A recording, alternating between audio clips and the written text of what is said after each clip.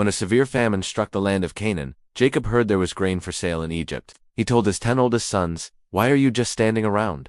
Go down to Egypt and buy grain, so we don't starve to death." And so, they went. But Jacob kept his youngest son, Benjamin, at home, terrified that harm might come to him, just as it had to his brother Joseph years before. Little did they know, the governor of Egypt, the very man in charge of selling all the grain, was their long-lost brother, Joseph.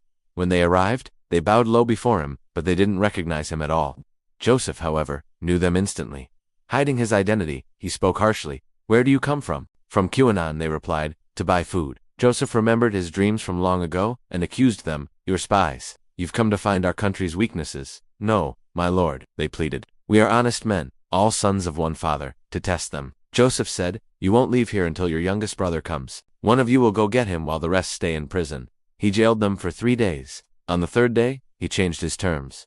"I fear God," he said. "Leave one brother here as a guarantee, and take grain back to your starving families. But you must bring your youngest brother back to me." Filled with guilt, they whispered to each other, "This is our punishment for what we did to Joseph." They had no idea Joseph understood every word. He turned away, his eyes filling with tears. He then had Simeon bound before them. Joseph ordered their sacks filled with grain, but secretly had his servants return their payment, placing each man's silver back in his sack.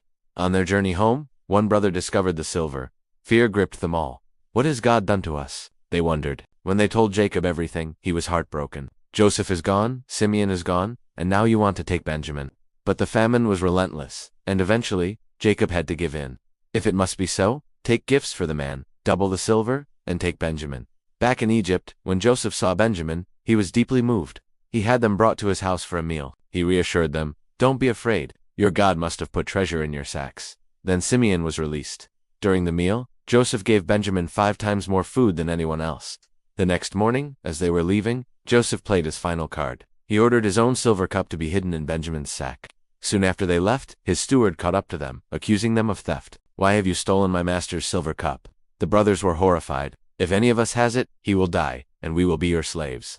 The search began, and to their utter shock, the cup was found in Benjamin's sack. Devastated, they tore their clothes and returned to the city. Judah, speaking for them all, fell before Joseph. "What can we say?